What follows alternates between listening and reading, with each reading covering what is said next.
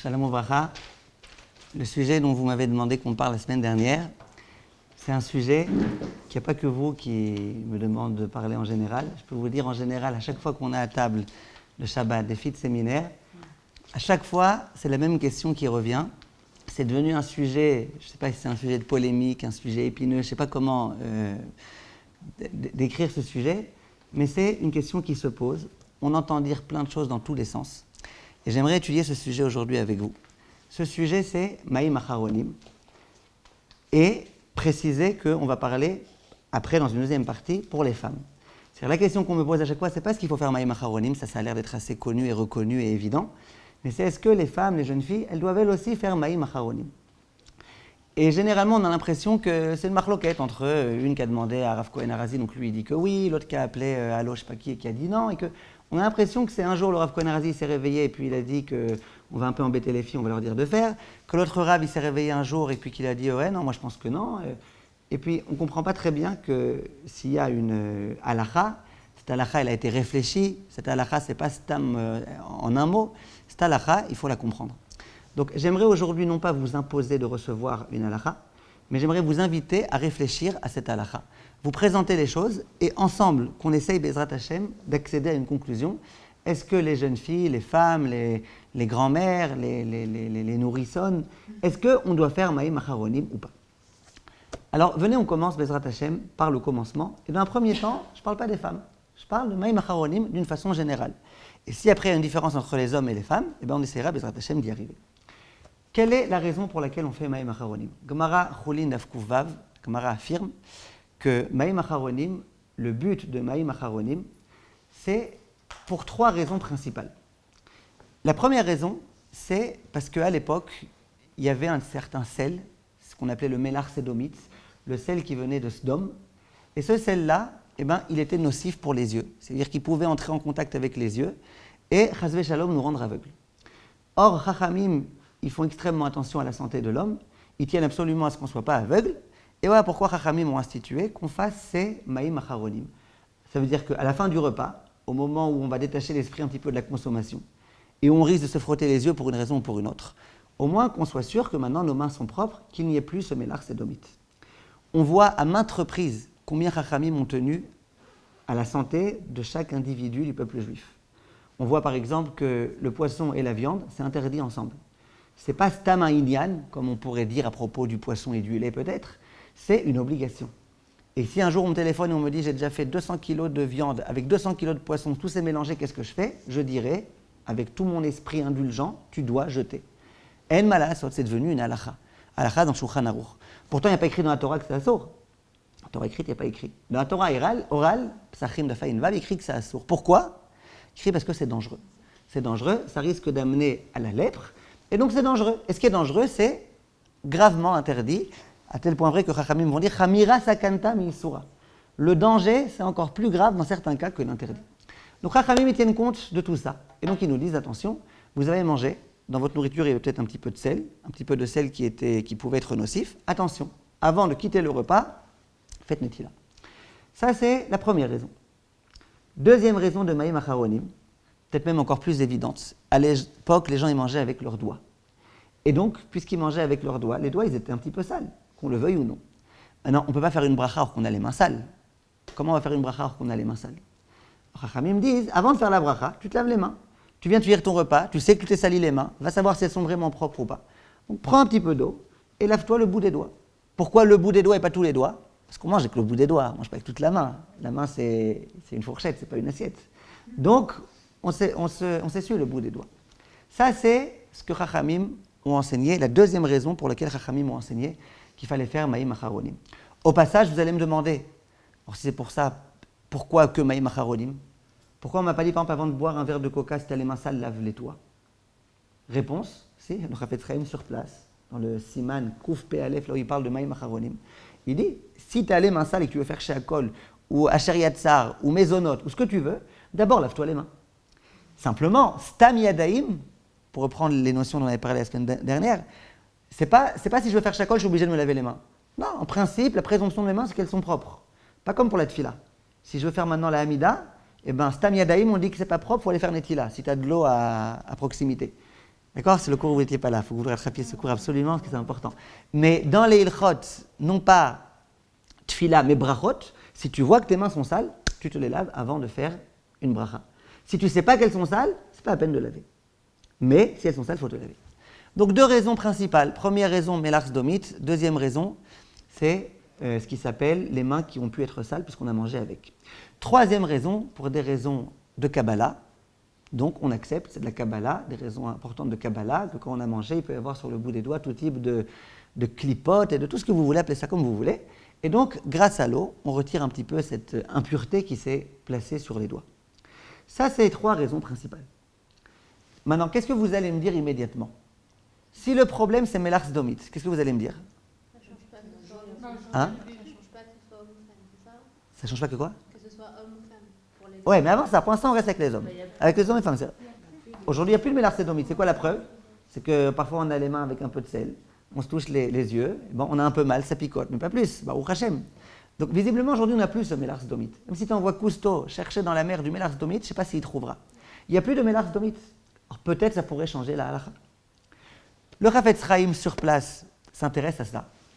Et il dit, ouais, c'est vrai qu'il n'y a plus de Melach Domit. Mais va savoir s'il n'y a pas un petit peu de Melach Domit, même en quantité infinitésimale, qui s'est mélangé à notre sel. Et pas plus tard qu'il y a 2 ans, il y a eu un grand problème avec le maternat. Le maternat, le lait là, qu'on donne aux enfants, il y a eu un problème. Ils ont rajouté un petit produit comme ça, mine de rien, sans trop prévenir. Et puis il y avait beaucoup de bébés qui étaient allergiques à ce produit. Il y a eu des problèmes. Parfois, une petite quantité d'un petit quelque chose, ça peut faire des problèmes. Va savoir si dans le sel d'aujourd'hui, qui effectivement n'est pas un Melach Domit, est-ce qu'il n'y a pas par hasard quelque chose qui est mélangé qui s'apparente à Melach Domit? Ou est-ce qu'il n'y a pas d'autres sels qui ont les mêmes caractéristiques nocives que le Melach Domit? Pour vous donner qu'un exemple, au jour d'aujourd'hui, je crois que c'est une affaire qui a commencé ces derniers jours, en France, il y a un nouveau café qui est sorti. Café Nescafé, je ne sais pas comment il s'appelle. Et tous les rabbanim, ou une partie en tous les cas, ont dit attention, on n'a plus le droit de s'en servir pendant Shabbat, de ce café soluble. Quelqu'un m'a demandé sur le site, est-ce qu'on a le droit de s'en servir ou pas? C'est quoi le problème? C'est qu'ils ont mis dedans 3% de, je ne sais pas exactement quoi, qui n'a pas été cuit. Pourquoi on autorise Shabbat de verser de l'eau bouillante sur du café soluble? Parce qu'il a déjà été cuit avant, en bichoul achar bichoul, avec après toutes les questions, kli rishon, kli sheni, etc. Mais dans ce café-là, il y a 3% de quelque chose qui est rajouté et qui n'a pas été cuit. D'où la question, est-ce qu'on peut s'en servir ou pas? Alors, j'ai répondu à cette personne-là, si tu fais en kli shlishi, c'est évident que tu as tout résolu. Mais en kli rishon, effectivement, c'est un problème. Donc vous voyez que parfois, il y a des petits rajouts qui sont faits comme ça, mine de rien, qui passent inaperçus et qui peuvent être problématiques. Donc disent ici Chachamim, va savoir. Peut-être que le sel d'aujourd'hui, il cause un problème. Donc on a une halakha. La Gemara, le Rambam, les poskim disent, le Maïm Acharonim, il faut le faire. J'ai une question. On fait Maïm Acharonim quand on fait Birkat en général. Si on fait un repas, on ne mange pas de pain. Vous avez raison, très bonne question. Très bonne question. Il y avait même des poskim qui ont voulu dire que si vraiment on a touché du sel, eh ben, qu'il faudrait faire Maïm Acharonim. Mais vous demandez pourquoi l'institution n'a pas été faite pour tous les repas.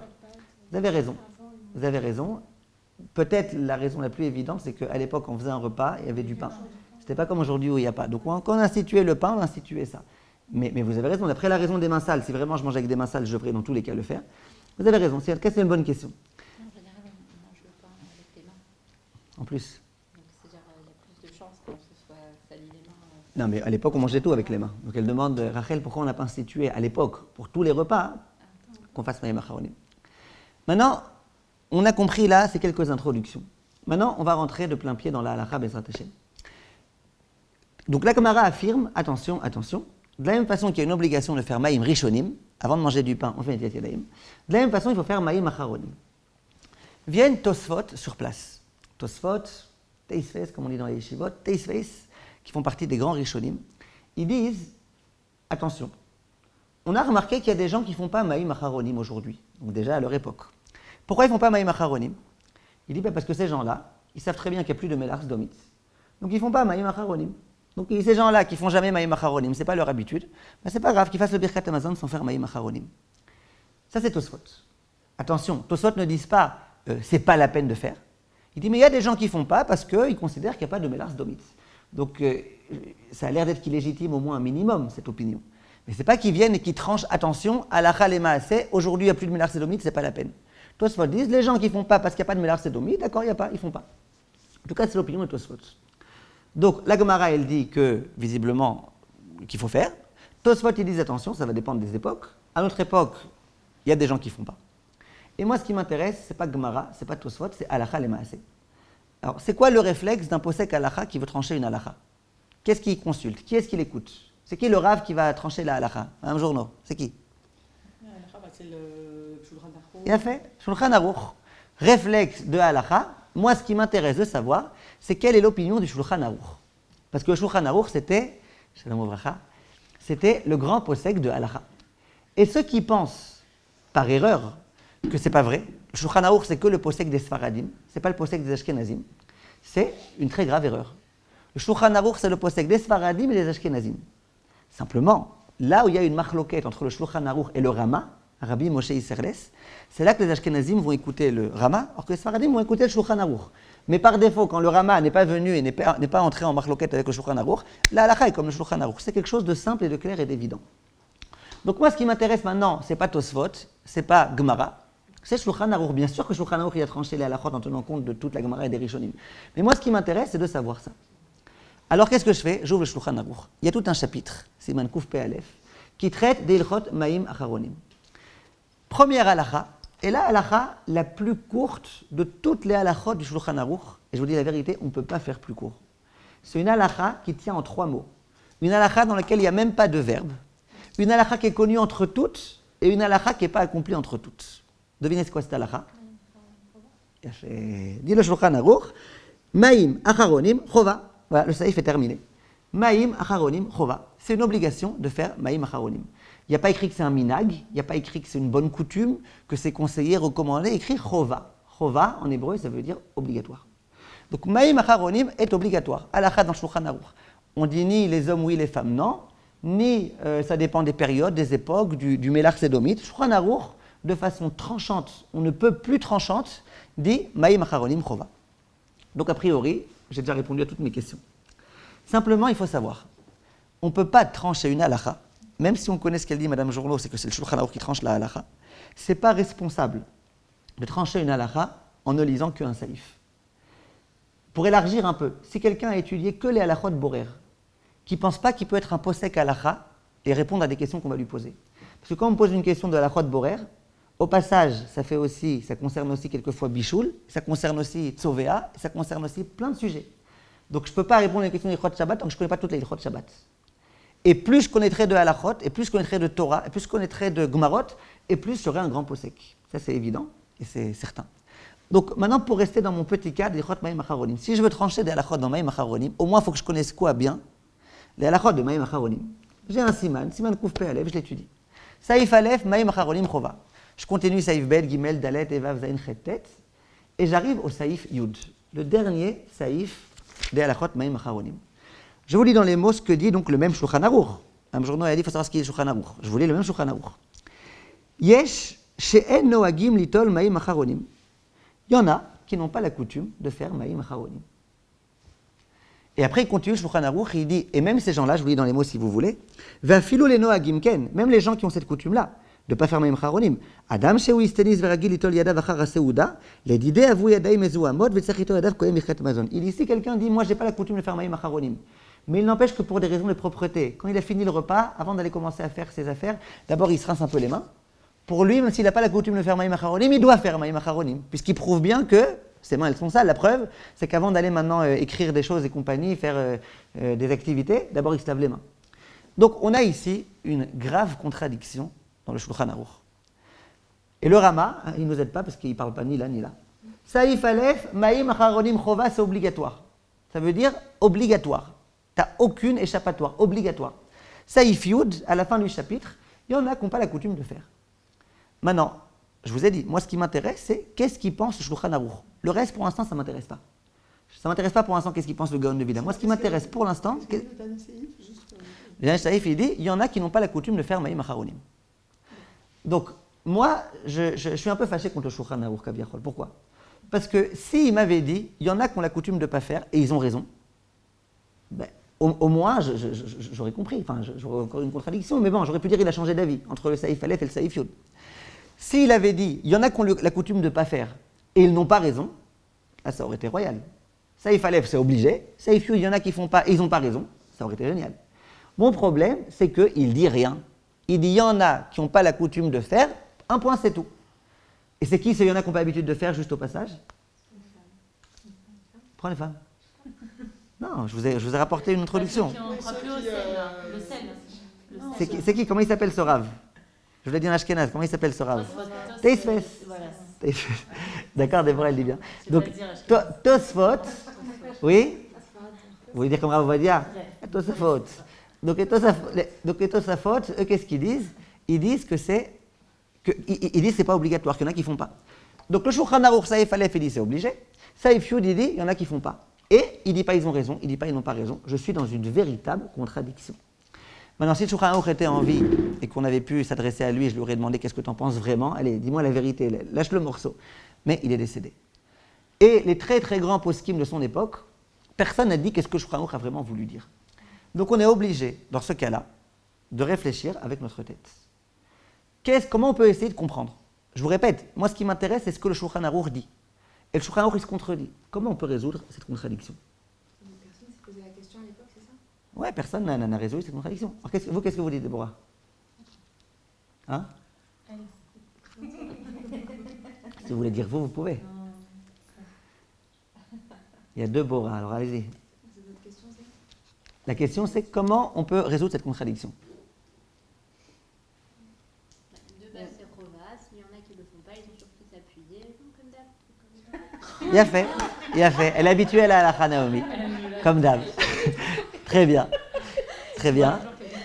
Qu'est-ce que vous dites, Aurélie? Moi, je dis que ceux qui n'ont pas l'habitude de faire, ils ne font pas. Si quoi? Celui qui ne ressent peut-être pas le besoin, qui n'a pas l'habitude de faire, il ne fait pas. Si on a qui quoi? Qui n'ont pas l'habitude de faire, qui ne ressentent pas le besoin de devoir le faire, il ne fait pas. Il a fait. Très bien. Vous proposez deux choses avec lesquelles je suis d'accord. Donc on n'a rien à perdre. Ouais, c'est aussi vrai. Moi, je vous dis, personnellement, qu'est-ce que mon cœur me tend à dire? Il me tend à dire comme ça. Béhémet, s'il y a écrit dans la première halakha Maïm Acharonim Chova, c'est que c'est obligatoire. Ne cherche pas, c'est obligatoire. Alors pourquoi dans Saïf Yud, il te dit, mais il y en a qui ne font pas? Première possibilité, comme elle dit Naomi, pour te dire, écoute, si vraiment, dans un cas de grande nécessité, tu as besoin de ne pas faire, bon, sache que tu as sur qui te reposer. Mais ce n'est pas mon opinion. Mon opinion, c'est il faut faire. Deuxième possibilité dont je peux expliquer, c'est Béhémet, il faut faire. Alors pourquoi il me dit, il y en a qui n'ont pas l'habitude de faire? Pour que si vraiment j'ai une coutume ancestrale, depuis 10 générations, de ne pas faire Maïm Acharonim, que je sais que c'est établi chez moi que chez les Kohen Arazi ou chez les Marocains ou chez les je sais pas quoi, on ne faisait jamais Maïm Acharonim. Alors bon, je rentre dans le cas du Saïf Yud. Si j'ai aucune coutume, j'en sais rien, j'ai pas d'idée, alors Saïf Aleph. Si vraiment j'ai une coutume de ne pas faire, bon, c'est une coutume qui existe, c'est une coutume qui est valable. Mais c'est pas un minag, c'est une halakha, je comprends pas. Bah oui, Ah, mais attendez, hein. Oui, mais non, c'est une halakha au départ. Au départ, c'est une halakha. Maintenant, la question, c'est est-ce que c'est encore une halakha ou pas? Aujourd'hui, il n'y a plus de mélar sédomite, comme disent Tosfot. Tosfot dit, quand il n'y a pas de mélar sédomite, c'est pas obligé. Vient le Shulchan Aruch, le même Shulchan Aruch, et il te dit, il y en a qui ne font pas. Donc, si moi, ma coutume, c'est de ne pas faire, peut-être, je peux comprendre, je peux entendre que le Shulchan Aruch, il me laisse une place, il laisse une place à ma coutume. Maintenant, je précise, c'est quoi des coutumes? Si mon père et ma mère ne sont pas religieux, et qu'ils ne savent même pas c'est quoi Maïm Acharonim, et que quand je leur demande, ils me disent, de quoi tu parles, Maïm Acharonim, de quoi tu parles? Et qu'ils me disent, non, on n'a jamais fait chez nous Maïm Acharonim, c'est pas une preuve. Une preuve, c'est si mon grand-père, il est grand rabbin, et qui me dit, écoute, moi je sais 10 fois mieux que toi c'est quoi Maïm Acharonim, je te dis, au Maroc, la coutume c'était de ne pas faire. Si vraiment il me dit ça, alors là d'accord, c'est une coutume existante, et je pourrais peut-être me ranger dans cela. Mais si je n'ai pas de coutume précise, et il y a très peu de gens qui ont une coutume établie de ne pas faire Maïm Acharonim, une vraie coutume qui date de l'époque des grands Chachamim. Ils se lavaient tous les mains après. Hein? Mais quoi qu'il arrive, de toute manière, à l'époque, ils mangeaient pas vraiment avec des couverts. C'est ce qu'on a dit ça, oui. À l'époque, oui. La question, c'est après quand on commençait à manger un peu avec des couverts. Donc, quoi qu'il arrive, tout le monde faisait à ce moment-là. Donc voilà, donc raison de plus, donc comme vous dites. Donc, en tous les cas, Saïf Aleph, c'est obligé. Saïf Yud, il y en a qui ont la coutume de ne pas faire. Si moi, je n'ai pas cette coutume de ne pas faire, ça reste obligé. Je comprends pas, la coutume, elle peut aller contre la halakha. Non, mais ça ne veut rien dire, la coutume, elle peut être contre la halakha. La question, c'est est-ce que la halakha, elle est restée quand il n'y a plus de mélar sdomite?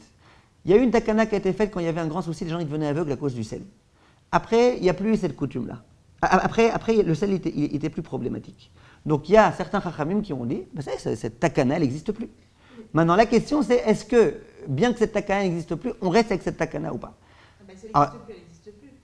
D'accord, ça c'est Tosfot qui disent. Mais vous voyez que le Shulchan Aruch, le Saïf Aleph, les poskim qui n'ont pas fait cette nuance. Il a écrit à l'époque, il y a- Non, je crois qu'il vient après Tosfot. Ah, bien. Alors il vient après Tosfot, Saïf Aleph, il dit, c'est obligatoire. Donc comment on fait? Maintenant, je vais vous dire plus que ça. On a un principe de halakha, je ne vais pas vous rentrer trop quand même dans les pilpoulis, mais juste un principe de halakha. Quand le Shulchan Aruch dit une halakha en tant que stam et une halakha en tant que yesh, la halakha, elle est comme stam.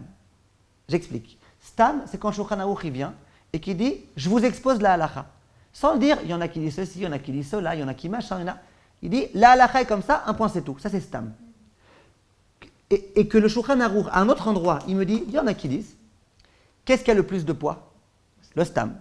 D'ailleurs, vous serez d'accord. Si aujourd'hui je viens vous voir, je vous dis Chad Mashmaït, les femmes, elles doivent faire Maïm Acharonim.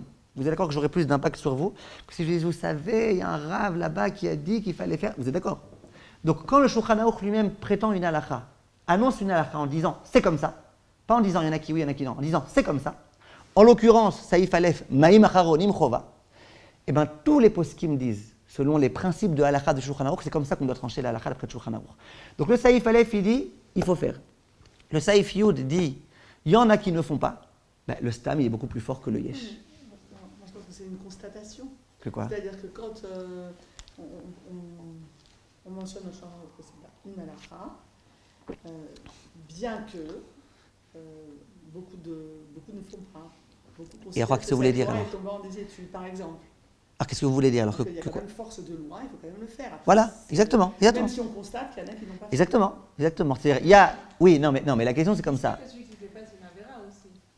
Si je dis que c'est chova, ça veut dire que celui qui ne fait pas, ben, il ne fait pas son On idée. constate qu'ils n'ont pas fait. Oui, vous avez raison. Mme Journeau, elle a raison. Si jamais le Shulchan Aruch c'était un journaliste, j'aurais été 1000% d'accord avec vous. Oui, non, écoutez ce que je veux dire. S'il avait été journaliste, j'aurais compris. Il aurait dit, là, la c'est comme ça. Et on a visité un petit peu le monde, on a vu qu'il y a des gens qui ne font pas. En tant que journaliste, ça aurait été très joli. Mais le Shulchan Aruch, c'est un pot sec. Donc, qui me rapporte des coutumes, je veux bien. Mais après, il doit me dire, je suis d'accord ou je ne suis pas d'accord. C'est une halakha, bien que beaucoup ne le fassent pas. Voilà, Ça mais reste une oui, halakha. c'est ça. Mais à l'endroit où ça y Elle a feud, toujours force de loi. vous avez raison. Mais à l'endroit où ça y feud, en général, ça arrive plein de fois que le Shulchan Aruch dise, il y a des gens qui ne font pas, et c'est pas clair ce qu'ils font. Ils n'ont pas raison. Là, le problème, c'est qu'il ne dit pas ce qu'il pense. Mais je suis d'accord avec vous, c'est ce que je dis. Je suis d'accord avec vous. Halakha, Aleph, c'est halakha. Le reste, c'est yesh. Et bien, la halakha est censée être comme le stam. Donc, vous comprendrez maintenant pourquoi le Rav Ovadia Yosef, pourquoi le Rav Eliashiv, pourquoi le Rav Shlomo Zalman Auerbach, pourquoi tous les grands poskei zmanenu, tous, quasiment tous, disent que cette halakha, eh ben, c'est une halakha. Je parle pour l'instant des hommes. C'est obligatoire de faire Maïm Acharonim aujourd'hui. D'accord? Ça, c'est la halakha. Et au passage, au Saïf Yud, lorsque Shulchan Aruch dit il y en a qui ne font pas, immédiatement vient le Mishnah Brura, Chafetz Chaim, et il dit, je vous lis dans les mots, Vedaat agra bebiuro, l'opinion du Gaon de Vilna, de tsarich litol gam aidna, ce qu'il faut faire n'est-il même aujourd'hui. Après il dit, Vekar katava magen Avraham, beshem amekubalim, dechol adam izer b'mayim acharonim. וכן החמיר המהרש"ל בים של שלמה, le Maharshal aussi. וכך כתב בברכי יוסף, שהחמיר הרבה בזה. Il dit le Birkei Yosef, le Chida. Lui aussi était très mahmir. Donc vous voyez que le Chafetz Chaim, il entend qu'il y en a qui ne font pas, mais ça l'énerve. Il dit lui, et lui, et lui, et lui, et lui. Il dit c'est important, il faut faire, il faut faire. Donc on comprend très bien que c'est, soit on dit c'est obligatoire, soit c'est quasiment obligatoire. En tous les cas, on comprend pourquoi la plupart des poskim ont dit que Maïm Acharonim, c'est obligatoire. Maintenant, on en arrive à la question des femmes. Est-ce que les femmes doivent faire Maïm Acharonim ou pas? Et je vous répète, on étudie de façon inyanite. Ici, on n'est pas ici pour dire j'ai entendu un tel ou un tel, c'est pas intéressant. Ce qui est intéressant maintenant, c'est de réfléchir ensemble. Fort de tout ce qu'on vient de dire maintenant, est-ce que vous voyez une raison valable de faire une différence entre les hommes et les femmes? Rivka? Non. Pourquoi non? Est-ce que Maïm Acharonim est fait? Est-ce que ça dépend du temps? Ça dépend pas du temps. Donc les femmes, elles sont tenues. Est-ce que les femmes, elles ont des yeux moins sensibles que les hommes et donc quand elles mettent les trucs dans les yeux? Non. Non. Est-ce que les femmes, elles ont les doigts moins sales quand elles ont mangé avec les doigts? Peut-être. Dans tous les cas, c'est pas sûr. Mais les femmes, elles font la vaisselle avant de faire le soir. Des fois, et des fois pas. Je lave les mains. Oui, D'accord. avec des gants, alors. Non, D'accord. Peut-être que les femmes à l'époque, elles ne faisaient pas parce qu'elles ne savaient pas faire birkat et leur mari les acquittait. Alors du coup, elles avaient Mais ça rien change besoin de rien. faire. Mais ça change rien. Les poskim explicitement disent que même si tu fais pas toi-même le birkat Amazon, tu t'acquittes par quelqu'un d'autre, tes mains, elles sont sales. Tes mains, quand tu écoutes le birkat Amazon, il faut qu'elles soient propres. Il ne faut pas que tu aies du sel sur tes mains. Donc vous comprenez de façon très simple et très claire que quoi? Qu'il n'y a aucune raison de faire une différence entre les hommes et les femmes. Voilà pourquoi le Rav Ovadia qui est possède que les femmes elles sont chayavot de faire les maïm acharonim, ça vous étonnera pas. Voilà pourquoi le Rav Eliashiv qui dit que les femmes doivent faire, que c'est obligé, vous comprendrez très bien. En d'autres termes, moi je pense que si on veut résumer ce qu'on vient de dire maintenant, soit c'est obligé pour les hommes, soit c'est pas obligé. Si c'est obligé, comme on a voulu dire, comme on a l'impression que c'est ce qui ressort des propos de Shulchan Aruch, si c'est obligé pour les hommes, c'est obligé pour les femmes. Si pour les hommes c'est pas obligé, pour les femmes c'est pas obligé. Mais de dire que pour les hommes c'est obligé, pour les femmes non, c'est bizarre. D'accord? Vous savez que cette halakha, Maïm Acharonim Chova, c'est la halakha la plus courte. Dans toutes les tables, vous entendrez les gens, avant de faire le Birkat Hamazon, ils vont dire Maïm Acharonim Chova. Pourquoi? Il y a écrit qu'une table sur laquelle on mange et autour de laquelle on ne dit pas de divrei Torah, c'est grave. Donc qu'est-ce que les gens y font? Il faut bien qu'ils aient une petite halakha. Ils n'ont pas le temps de faire un pile-poule d'une demi-heure. Alors, ils ont cherché la halakha la plus courte. C'est quoi la halakha la plus courte? Maïm Acharonim Chova. Ils auraient pu dire aussi la Mishnah de Pirkei Avot de l'Efum Tzahara Agra. Sauf qu'il y a quand même deux autres mots, c'est le nom du Rav. Donc ils ont dit le plus court. Bon, moi, ce qui me tue, c'est les gens qui disent Maïm Acharonim Chova et qui ne le font pas. Alors ils ont dit une halakha Maïm Acharonim Chova, au moins fais-le. Donc, en tout cas, regardez. Maintenant, j'aimerais quand même essayer de vous rapporter des opinions qui disent que les femmes, elles ne font pas. Que vous me disiez si vous êtes d'accord avec ces opinions, si vous les comprenez, parce que je vous répète, c'est pas logique de vous ramener que les poskim qui vont dans un sens et pas dans l'autre. Le Rav Wosner, qui était l'un des Gdolei Hador, on lui a posé la question. Comment ça se fait que les femmes, ou que certaines femmes, ne font pas Maïm Acharonim? Je vous précise bien, j'ai lu la tchouva dans les mots. C'est pas une tchouva très très claire. Ça veut dire que, c'est pas qu'on lui a posé la question, est-ce que les femmes doivent faire, et qu'il a répondu non. On lui a demandé pourquoi il y a des femmes qui ne font pas. Et il a ni dit je suis d'accord avec elle, ni dit je ne suis pas d'accord avec elle. Il a juste tenté d'expliquer pourquoi il y en a qui ne font pas. Comment il a tenté d'expliquer? Une tchouva très courte, donc malheureusement pas suffisamment, à mon avis, détaillée. Il devait être occupé ce jour-là, ça arrive, parfois il écrit des réponses très courtes et dit je suis désolé, j'ai pas eu le temps. Il répond comme ça, il dit tu vois bien qu'aujourd'hui c'est pas obligatoire, mais Macharonim, puisqu'il y a Saïf Aleph, Saïf Yud. C'est pas obligatoire. Donc puisque c'est pas obligatoire, eh ben, donc les femmes qui font pas, elles se reposent sur le fait que c'est pas obligatoire, le Saïf Yud. Ah, pourquoi les hommes ils font? Parce que les hommes ils ont pris sur eux cette khumra. Les hommes ils sont plus mahmirim que les femmes. Il paraît qu'il y a des endroits où les hommes sont plus mahmirim que les femmes. Ça c'est très brisquaire comme ça. Il y a des endroits, j'ai beaucoup de bneteiré comme ça qui font comme ça avec les doigts. C'est genre, les khumrat c'est pour les hommes, pas pour les femmes. On raconte qu'un jour il y a un brisquaire, c'est une blague, mais on raconte qu'un jour il est rentré à Kippour à la maison. Et il a dit à sa femme, écoute, je me sens pas bien, etc. Prépare-moi un bon repas. Sa femme me dit, c'est Kippour. Il dit, ouais, mais je me sens pas bien. Il dit, bon, mais pourquoi alors un petit pikuach nefesh? Alors pourquoi un grand repas? Prends un petit café, un petit gâteau, et puis voilà. Il dit, non, mais je vais t'expliquer. Pikuach nefesh, c'est une halakha, pikuach nefesh. Donc, puisque c'est une halakha, il faut faire les chumres. Donc, la chumre de pikuach nefesh, c'est de faire un bon repas. Tov? Alors, il lui dit, et toi, t'es ma femme, donc la femme du mahmir, elle est mahmira, donc toi aussi, tu dois faire. Tov? Elle lui fait le repas. Au bout d'un moment, elle sent les bonnes odeurs et tout. Elle lui dit, écoute, Lazi, je crois que moi aussi, je me sens pas bien. Pikuach nefesh, ça fait que pikuach nefesh au moins. Je suis mahmira dans pikuach nefesh, donc moi aussi, je vais manger de ce plat. Je dis, mais non, prends un petit café, prends un petit coca. Qu'est-ce que tu vas prendre maintenant, un grand repas? Je lui dis, mais non, mais puisque pikuach nefesh, j'essaie de l'imiter. C'est une chumre, il faut faire la chumre. Il fait, mais non, pas pour les femmes. Pour les femmes, on ne fait pas des chumrot. D'accord? En tout cas, c'est une blague typique que ceux qui sont dans le monde, ils comprennent bien. Mais en tout cas, ce que je veux dire, c'est quoi? C'est que, Kaniré, c'est un peu ça ce qu'il dit le Rav Wosner. Il dit, c'est pas obligatoire, la preuve, Saïf Yud. Et donc les femmes, elles n'ont pas pris sur elles. Je vous dis la vérité, personnellement, j'ai beaucoup de mal à comprendre cette tchouva du Rav Wosner. Pour deux raisons. Première raison, c'est que j'ai essayé de vous expliquer. C'est pas Stam, c'est pas obligatoire. Saïf Aleph, c'est obligatoire. Saïf Yud, c'est pas obligatoire. Intéresse-toi au moins à ça, Rav Wosner.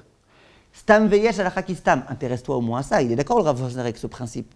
Donc de dire c'est pas obligatoire parce que Saïf Yud, déjà, ça me pose problème. Mais ce qui me pose encore plus problème, c'est que le Rav Wosner, il est ashkenazi. C'est qui la référence ilchatit des ashkenazim? Il a fait Mishnah Brura, Chafetz Chaim. La référence, c'est-à-dire aller prendre un ashkenaz et bouger le d'un psak du Chafetz Chaim, il faut se lever de bonne heure. Peut-être à Bnei Brak, si vous lui dites qu'il y a un chazonish qui est cholek sur Chafetz Chaim, ils accepteront. Mais sinon, Chafetz Chaim, c'est le posek ashkenaz. Donc le Rav Wosner, il dit, écoute, il écrit dans le Saïf Yud que ça va, c'est pas obligatoire.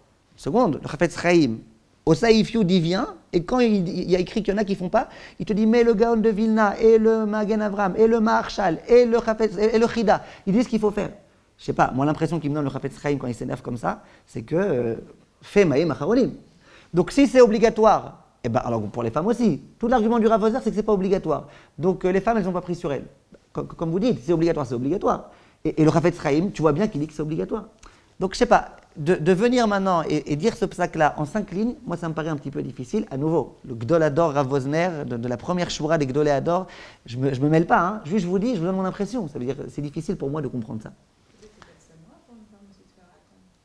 Pourquoi c'est pas de Sanoa? Pourquoi ça pas de Sanoa? D'éternuer, c'est de Sanoa? De quoi D'éternuer? T'as pas le choix. Bien fait. Mais là aussi, t'as pas le choix. D'accord? Mais là, quand ça vient. Tu dois faire Birkat Amazon, il faut te laver les mains. Mais par contre, ce que vous avez dit au tout début, comme quoi effectivement les raisons elles sont plus d'actualité, il n'y a plus, enfin ça peut être Ouais. Même pareil pour la deuxième soupe, en général on mange pas avec les mains, Ouais. etc. Donc pourquoi est-ce que finalement on en est arrivé à Maïm Acharonim Chova? Alors, je vous ai dit, le Chafetz Chaim, il répond au Saïf Aleph. Il dit peut-être qu'aujourd'hui, il y a des résidus de sel, de ce sel-là. Peut-être qu'il y a des mélanges de ce sel-là. Donc, c'est resté. Et manger avec les doigts. Même aujourd'hui, on ne mange pas avec les doigts. D'abord, parfois, comme elle dit Rivka, le pain, on le mange avec les doigts. Deuxièmement, il y a des choses parfois qui giclent sur les doigts. Ça peut arriver. Donc, ça, c'est le Rav Wosner. Le Rav Sternbuch, il a une tchouva, aussi de quelques lignes. Lui, il dit comme ça. Lui, il dit, est-ce que les femmes, elles doivent faire ou pas? Ça va dépendre de Saïf Aleph ou Saïf Yud. D'après Saïf Aleph, c'est obligatoire, elles doivent faire. Après, il dit, d'après Saïf Yud, il y en a qui n'ont pas la coutume de faire. Il dit, il n'y a pas la coutume. Pourquoi alors le Chafetz Chaim, il dit que c'est important de faire? Il dit, parce que d'après la Kabbalah, c'est important. Alors il dit, ça a l'air, la Kabbalah, et ça c'est un principe que beaucoup de poskim disent, que c'est plus les hommes qui font attention aux notions de Kabbalah que les femmes. Mais à nouveau, le Rav Sternbuch, il dit, et même d'après le Gaon de Vilna qui dit que c'est Meikar Adin, eh ben c'est obligatoire. D'après le Saïf Aleph, c'est obligatoire. Et donc il dit, le Rav Sternbuch, même si on peut comprendre celles qui ne font pas, c'est certain qu'à Mahmira, Tavo Alea Bracha. Donc il dit, lui aussi, il n'est pas très tranchant. Il dit d'après Saïf Aleph, c'est obligatoire. D'après le Gaon de Vilna, c'est obligatoire. Mais d'après Saïf Yud, qui dit que c'est que Kabbalah, on peut comprendre qu'elle ne fasse pas, à nouveau, il n'est pas tranchant tellement. Donc le Rav Wosner, il dit pas qu'il ne faut pas faire, mais il dit qu'on peut comprendre les femmes qui ne font pas. Il ne dit pas plus que ça. Et ceux qui ramènent le psak du Rav Wosner en disant que le Rav Wosner, il dit qu'elles sont pturotes, c'est pas vrai. Je l'ai vu dans les mots, le psak du Rav Wosner, on ne peut pas déduire ça de son psak-là. Deuxièmement, le Rav Sternbuch, il dit bon, on peut comprendre celles qui ne font pas parce qu'elles se reposent sur le Saïf Yud, plus sur le fait que même d'après le Chafetz Chaim, c'est pour des raisons de Kabbalah, les femmes ne font pas la Kabbalah. C'est bien. Et le Rav Auerbach, alors lui, c'est celui, à nouveau, c'est pas un livre qu'il a écrit lui, on ramène en son nom. Dans le, comment il s'appelle son livre, Alichot Shlomo. On ramène en son nom. Alors lui, son truc, c'est le truc le plus tiré par les cheveux qu'on puisse trouver, à mon avis. Ils disent là-bas que chez lui, chez le Rav Auerbach, les femmes, elles ne le faisaient pas. Maintenant, il dit qu'on a demandé au Rav pourquoi. Et la réponse que le Rav aurait dit, c'est la suivante. Il y a une Gemara dans Choulin qui dit qu'à cause de Maïm Rishonim, il y a un homme qui a mangé du porc, et à cause de Maïm Acharonim, il y a un homme qui a assassiné sa femme. Ça veut dire quoi? Elle s'inquiète. Ça veut dire quoi? La Gemara, elle dit comme ça. Il y avait un aubergiste qui avait 2 cuisines. Une cuisine cachère, une cuisine pas cachère. Quand il recevait des gens juifs, il leur donnait cachère. Quand il recevait des gens non juifs, il leur donnait pas cachère. Un jour, il y a un homme qui est venu, qui était juif, visiblement sans kippa. Il s'est assis pour manger, sans faire netila. Il a commencé à manger du pain sans faire netila. Bon, cet homme-là, c'était un juif, c'était quand même pas un juif qui allait manger du porc. Mais bon, netila, ça va, des rabanan, machin. Là. Donc il a mangé sans faire netila. Maintenant, l'aubergiste, qu'est-ce qu'il s'est dit? C'est ici, il mange sans faire netila, c'est que c'est un goy. Donc qu'est-ce qu'il lui a donné à manger? Du porc.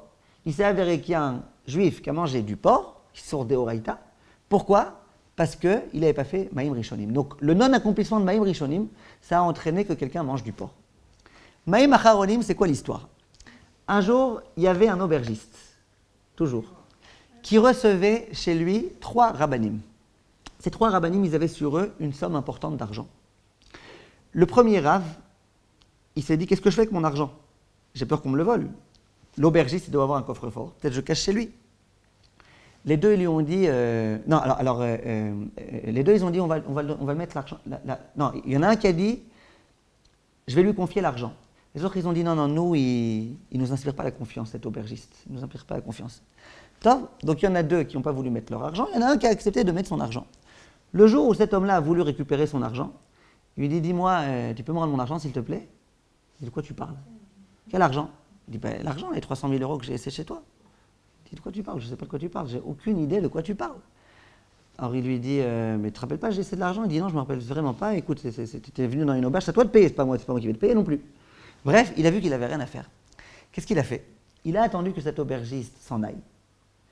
Et il s'est adressé à sa femme.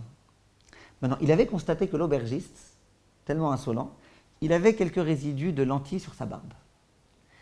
Il a été voir sa femme, il lui a dit, écoute, j'ai laissé de l'argent chez ton mari, 300 000 euros. Ton mari, il a demandé que tu me donnes cet argent. Là, il est au travail, il ne peut pas revenir. Il a demandé que tu me donnes toi. Et si tu me demandes, qui est-ce qui me dit que c'est vrai? Je vais te donner un indice. Un indice, c'est sûr que personne au monde, à part ton mari, n'a pu me le dire, puisque moi, je n'étais pas avec vous pendant votre repas. Aujourd'hui, vous avez mangé des lentilles. Alors elle se dit, attends, ça fait 3 ans qu'on n'a pas mangé de lentilles. Bidiouk, le jour où je fais des lentilles, il est au courant, alors qu'il n'était pas ici à la maison, c'est qu'il y a quelque chose. Elle lui a donné l'argent. Le mari rentre à la maison, elle lui dit, ça va, tout va bien? Il dit, ouais, ça va, tu m'as envoyé quelqu'un comme ça, heureusement que tu étais intelligent de donner comme ça le truc des lentilles. Quoi, Bekitsour, il a entendu qu'elle est venue, il l'a assassinée. De là, la Gemara va dire, Maï Macharonim, ça a assassiné quelqu'un. Pourquoi? Dit Rashi sur place, quand quelqu'un fait Maï Macharonim, après, il a l'habitude de s'essuyer un peu la barbe. Donc, s'il avait fait Maï Macharonim, il se serait essuyé la barbe. Si c'était essuyé la barbe, le Rav en question, il n'aurait pas pu voir qu'il avait des lentilles. Donc, du coup, la femme n'aurait pas été assassinée. Ça, c'est l'histoire. Maintenant, vient c'est parti loin. Maintenant, vient le Rav Auerbach et dit pourquoi, peut-être, les femmes ne font pas Maï Macharonim à cause de cette histoire. Non. Ouais, moi, vous comprenez que ça veut dire parce qu'elles n'ont pas de barbe. Moi, ce que j'ai compris, c'est qu'elles ont été traumatisées. Les femmes, elles ont été traumatisées, donc elles ne font pas. Vous êtes d'accord que c'est tiré par les cheveux? Oui. C'est tiré par la barbe. Mais quel rapport? Ça veut dire quel rapport? Au contraire, cette Gemara, elle te dit c'est hyper important de faire Maï Macharonim. Regarde, il y a une femme qui... Moi, j'aurais dit au contraire, les femmes, si vous ne voulez pas vous faire assassiner, faites en sorte de vous et votre mari faire. Donc, je vous dis la vérité. Enfin, c'est pas une histoire à raconter à la table de Shabbat avec les enfants. Parce que là, En tout cas, qu'est-ce qu'on comprend de là? on vous a rappelé toute la vie que... Qu'il faut faire Maï Macharonim.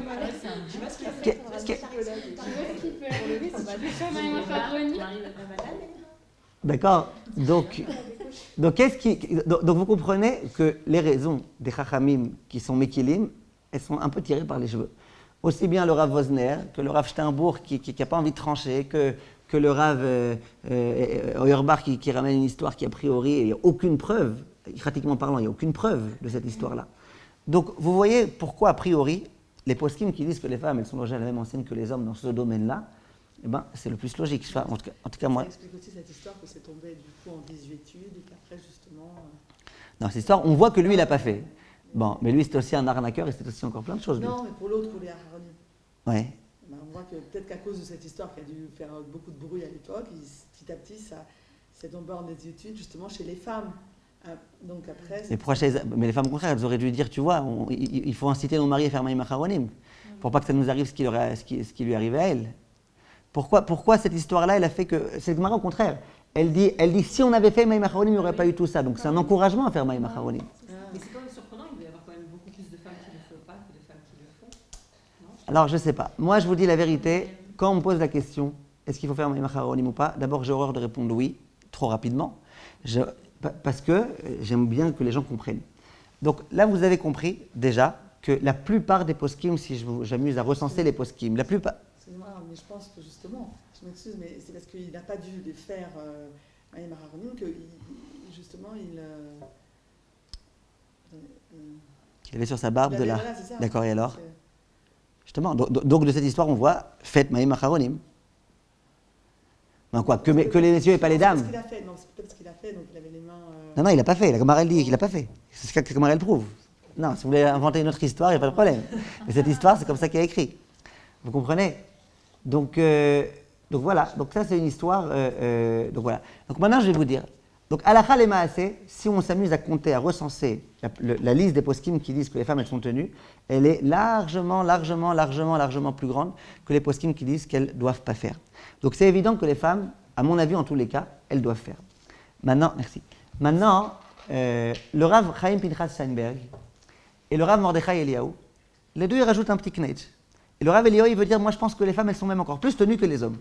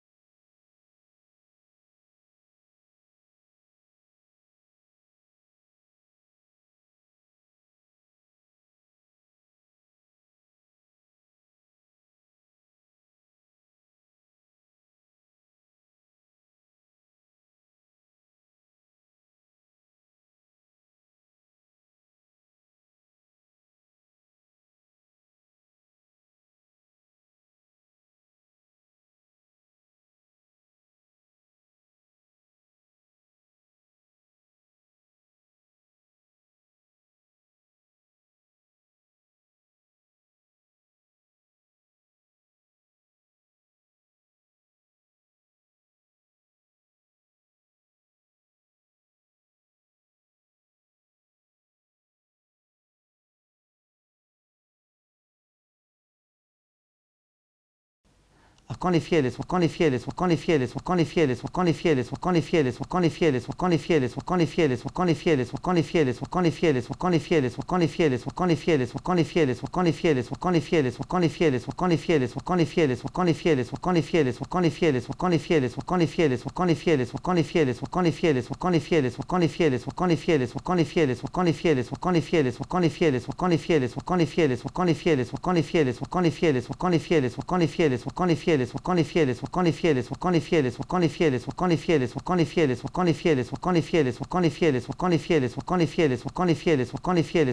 Maintenant, comprenez une chose juste.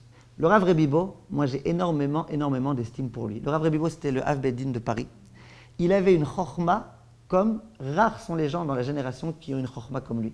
Il y avait des grands rabbanim d'Israël comme le Rav Shlomo Amar, le Rav Arashi, qui quand il avait des lourdes questions de Choshen Mishpat, avant de trancher, il appelait Rav Rebibo pour lui demander conseil.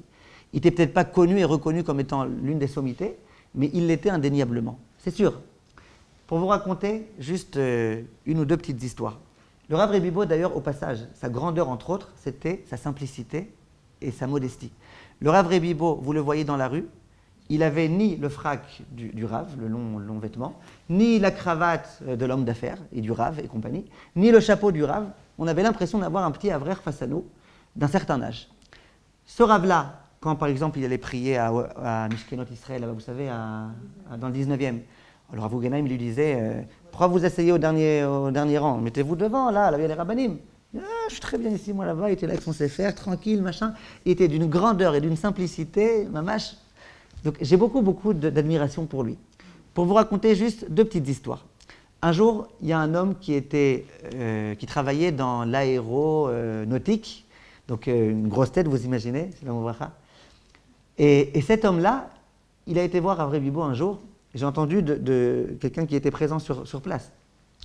Il lui a dit, vous les rabbanim, vous pensez que vous êtes intelligents et tout, en plus de vous, on dit que vous êtes intelligents. Vous savez, nous, ce qu'on fait avec l'aéronautique, machin, bichlal, vous êtes nuls par rapport à nous. Le Rav, il a vu qu'il y avait le Kvod Torah qui était en jeu. Il dit, vas-y, amène-moi ton exercice. Amène-moi l'exercice le plus difficile que tu as fait ces derniers temps. L'autre, il arrive avec des plans et des machins, des X et des Y et des puissances 3 et des variations, des je sais pas quoi. Le Rav, il regarde, il dit, c'est ça l'exercice le plus difficile? Bon, laisse-moi 10 minutes. Le Rav, il s'est installé sur l'exercice. Je ne me rappelle plus si c'est en 10 minutes ou un quart d'heure ou une demi-heure. Il a tout résolu. Maintenant, qu'on comprenne une chose, c'est que cet aéro, je ne sais pas quoi, lui, il a des théorèmes. C'est-à-dire que quand tu connais que pi R2, etc., c'est beaucoup plus facile d'arriver à des conclusions que quand tu connais rien. C'est vrai qu'avec l'intelligence, on peut arriver à pi R2 et compagnie. La Gemara, par exemple, dans Masechet Souka et les Tosfot, ils arrivent exactement à ce pi 3 points quelque chose, ils y arrivent. Mais ils se sont cassés la tête, ce n'était pas établi pour eux. Ils se sont cassés la tête, ils ont pris une souka qui était ronde, ils ont commencé à la diviser en plusieurs carrés. Ils sont arrivés à cette conclusion, les Tosfot. Mais ça leur a pris du temps, entre guillemets. Maintenant, quand on ne connaît pas les théorèmes, eh ben, c'est beaucoup plus difficile. Bichal, tu arrives au théorème, après tu peux commencer. Eh ben, le Rav Rebibo, je ne sais pas combien de temps il a réussi à résoudre un exercice, que lui, ça lui a pris plusieurs heures à résoudre. Autre histoire. Un jour, il y a un grand Rosh Yeshiva qui est venu d'Israël. Maintenant, je ne sais pas si vous savez c'est quoi le shiur klali que donne le Rosh Yeshiva. Le shiur klali, c'est la sugiya que tous les bachourei yeshiva, que les 1000 bachourei yeshiva de la yeshiva se sont tués pendant une semaine à étudier. Quand les bachourei yeshiva ils se sont fatigués à étudier ça, le Rosh Yeshiva aussi s'est fatigué à étudier ça. Il y a un concept qui s'appelle le shiur klali, c'est un jour dans la semaine, dans chaque yeshiva un autre jour. Le Rav arrive, il est majestueux. Il y a des rabbanim, ce jour-là, c'est vraiment leur grand jour, ils vont au mikvé avant. Il y a des rabbanim, ils s'arrangent leur mèche avant de donner ce cours. Chacun après selon son inyan. C'est le summum de la semaine. Maintenant, comment ça se passe au shiur klali? Le Rav, il arrive, et puis il dit, vous voyez la sougia, j'ai une super grosse kouchia. Après, il dit, regardez une deuxième grosse kouchia. Une troisième. Et chaque question, les élèves qui sont tous très intelligents, ils voient comment ça les remet en question. C'est vrai, on n'a rien compris à la sougia. Regarde, il pose une question vraiment explosive. Et après, le Rav, il donne un ma'alach. Il dit, regardez, je vais vous expliquer moi comment j'ai compris la sougia. Et grâce à son ma'alach, il arrive à résoudre les 10 questions qu'il a posées, des questions parfois très lourdes, parfois des questions que Rabbi Akiva Eiger lui-même a posées dont il n'avait pas de réponse. Quand c'est bien fait et qu'on a assez d'intelligence pour comprendre, c'est magnifique. Un jour, amusez-vous à aller dans les Yeshiva de la Terre d'Israël, vous entendrez le Rav Ezrahi, il le fait très bien. Allez un jour à Hebron, entendez le Rav Cohen, il le fait très bien. C'est magnifique. Un jour, et ça c'est très ashkénaze, dans les choses faradiotes aussi on le fait, mais c'est très comme ça, très typique ashkénaze. Un jour, il y a un Rosh Yeshiva ashkénaze qui est arrivé à Paris, dans le petit kollel de Baalei Batim qu'avait le Rav Rebibo. Petit kollel comme ça, avec les verres de coca, le machin, les Baalei Batim, avec des chemises de tout type de couleurs, kippa de tout type de couleurs. Et le Rav Rebibo, c'était lui le Rosh Kollel de ce petit kollel là-bas à Paris.